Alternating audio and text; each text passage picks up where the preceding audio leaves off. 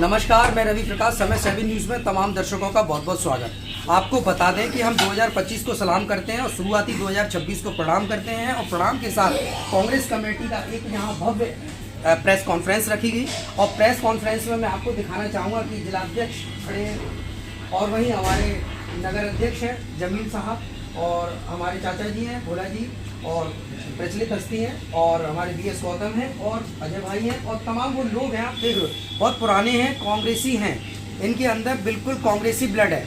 आप बातचीत करेंगे कि किस तरीके का माहौल है और आगामी पंचायत के चुनाव है, चुनाव को देखते हुए क्या इनका रोल मॉडल किस तरीके से अपना तैयार करेंगे, बातचीत करेंगे। तो सर, मैं आपका सम्मान करता हूँ, स्वागत करता हूँ इस प्रेस कॉन्फ्रेंस में। इस प्रेस कॉन्फ्रेंस में आपके द्वारा ये बताया गया कि आपने यहाँ सर्वे किया, एक ऑब्जर्वेशन में आपने पचवान में शहरी मतलब विकास के जो नगरीय जो मकानों का वो देखा, तो वहाँ पे 3000 लोग रह रहे हैं, तो उसके बारे में आपने क्या ऑब्जर्व किया वो बताइए।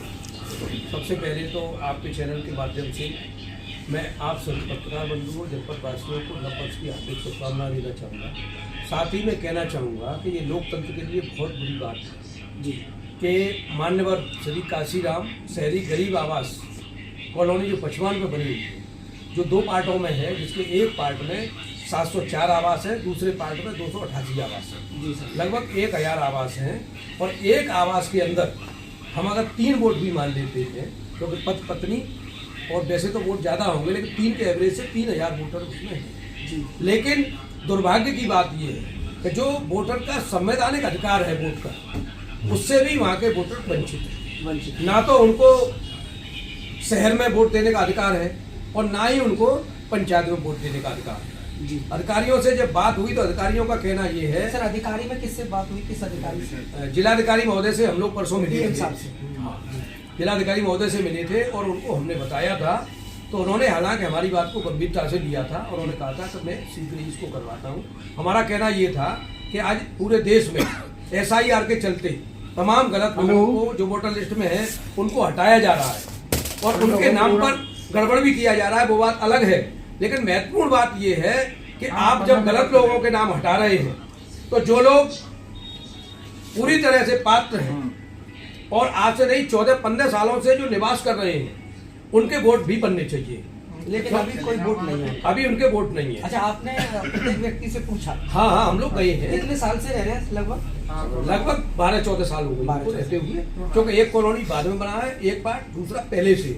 अच्छा सर, वहाँ पर स्वास्थ्य की और सफाई की क्या व्यवस्था है? सफाई की स्थिति तो ये है कि आप लोग चलिए और मौके पर चल के देखिए, वहाँ इतनी बदतर स्थिति है गंदगी की कि आप 1 मिनट खड़े नहीं रह सकते हैं।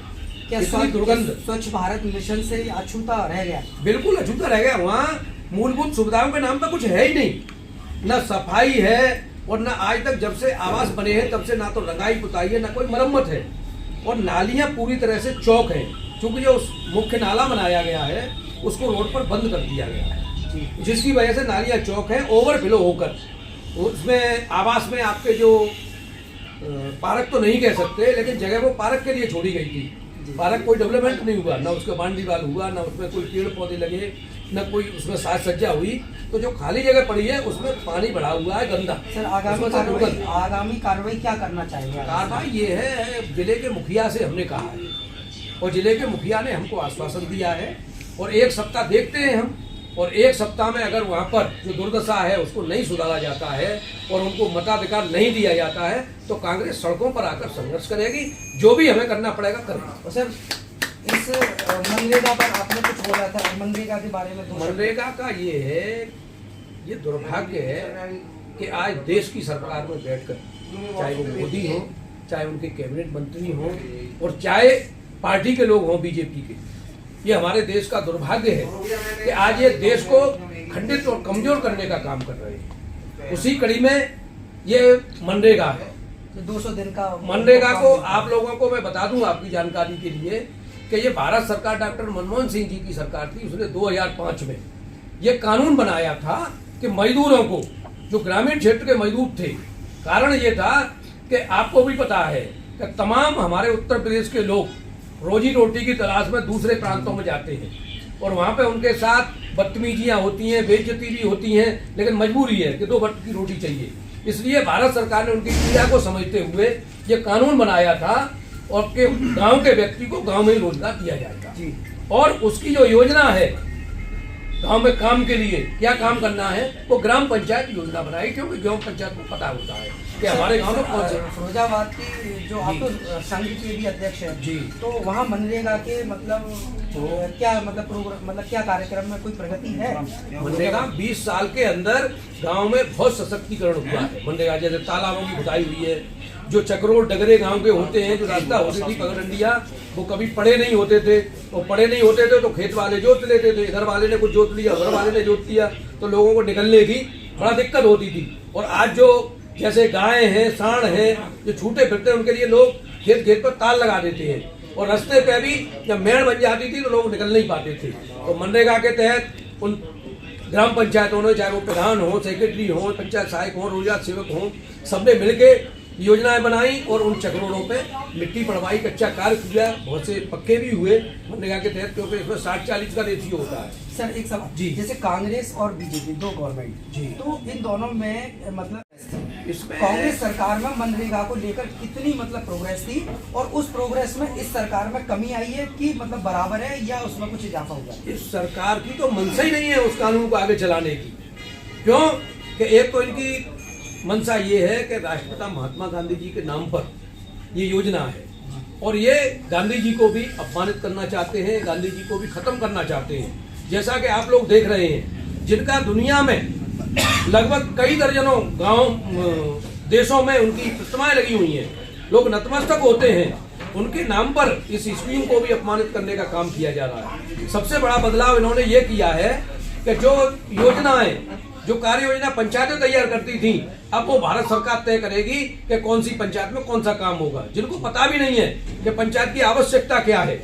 और साथ ही साथ जो इनके कार्यकाल में आज जनपद के अंदर कई हजार मजदूरों का 1-1 साल का भुगतान बकाया है। ये बात करते हैं कि हमने साहब 100 दिन की बजाय 125 दिन कर दिए हैं, लेकिन गारंटी नहीं है। पहले 100 दिन के काम की गारंटी थी और 100 दिन में काम अगर नहीं दे पाती थी पंचायतें और किसी ने काम मांगा इस दिन में तो उसको बेरोजगार भत्ता दिया जाता था। तो ऐसी स्कीम को भी ये तोड़ने का काम कर रहे हैं। इनकी साजिश है।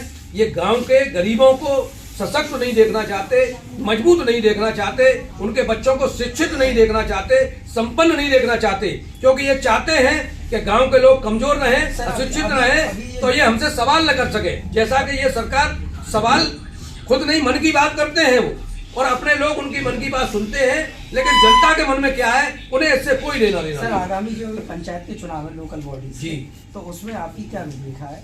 देखो, अभी हम लोग 8 जनवरी से हमारा मनरेगा बचाओ संग्राम शुरू हो रहा है जी। हमारा काम है जनता की भलाई के लिए काम करना, जनता की खुशहाली के लिए काम करना। चुनाव तो आते हैं, पार्टी पूरी ताकत के साथ लड़ेगी। चुनाव हमारा कोई लक्ष्य नहीं होता है, हमारा लक्ष्य है देश और देशवासियों की खुशहाली का। चुनाव हम कभी सत्ता के लिए राजनीति नहीं करते।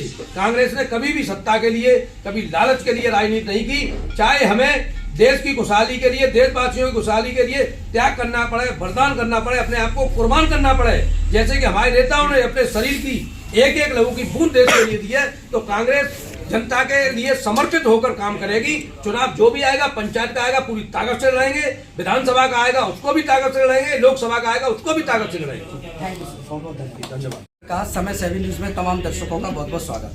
और आज हमारे टुंडला नगर में फूड प्लाजा ये जो स्थान है, यहाँ पर एक प्रेस कॉन्फ्रेंस आयोजित की है और प्रेस कॉन्फ्रेंस आयोजित हमारे जमील साहब हैं और जो कि कांग्रेस के नगर अध्यक्ष बतौर यहाँ पर अपनी सेवा दे रहे हैं और मतलब कांग्रेस के बारे में क्या उनकी नीतियाँ हैं उनको बता रहे हैं। तो आज जो प्रेस कॉन्फ्रेंस का क्या उद्देश्य है, उस उद्देश्य पर इनके बयान लेते हैं। सर, आज की जो कॉन्फ्रेंस थी उसका मेन उद्देश्य क्या था? आपने सभी लोगों को जोड़ा, कांग्रेस के नेताओं को जोड़ा।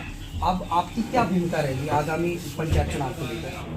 आगामी जो पंचायती चुनाव हैं उनके लिए कांग्रेस पूरी तरह से तैयार है।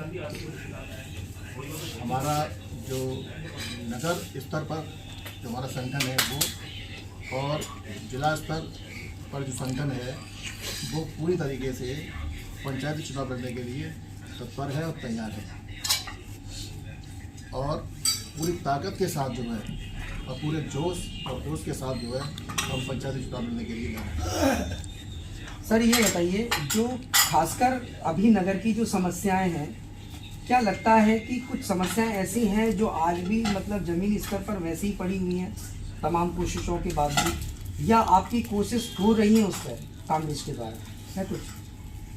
जो ज़मीनी स्तर की जो समस्याएं जो थी वो ये थी कि आपने देखा होगा पिछले स्तर पर पिछले सालों में कई सालों में हमारे यहाँ बेरोजगारी जो है एक उच्चतम स्तर हो चुकी थी।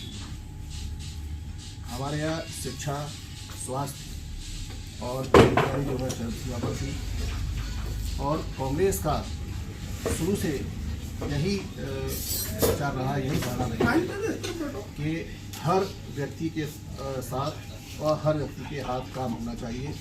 इसी योजना के तहत कांग्रेस पार्टी द्वारा मनरेगा कार्यक्रम लाया गया था, जिसमें मजदूर के लिए अपने ही गांव में 100 दिनों के लिए काम की व्यवस्था थी। लेकिन मौजूदा सरकार ने इस जो कानून को जो है बदनाम ला करके एक तो उसका नाम चेंज किया, चूँकि सरकार की पुरानी आदत है शहरों के नाम चेंज करना और तमाम कार्यक्रमों के नाम चेंज करना, लेकिन नाम चेंज करने से वास्तव में भला नहीं होता है। ज़मीनी स्तर पर काम होना चाहिए, जैसा कि कांग्रेस ने किया था। कांग्रेस की गारंटी थी कि मनरेगा के तहत मजदूर को उसके निजी गांव में ही उसे काम की गारंटी थी और उसे बाहर कहीं पलायन नहीं करना पड़ता था। Thank you.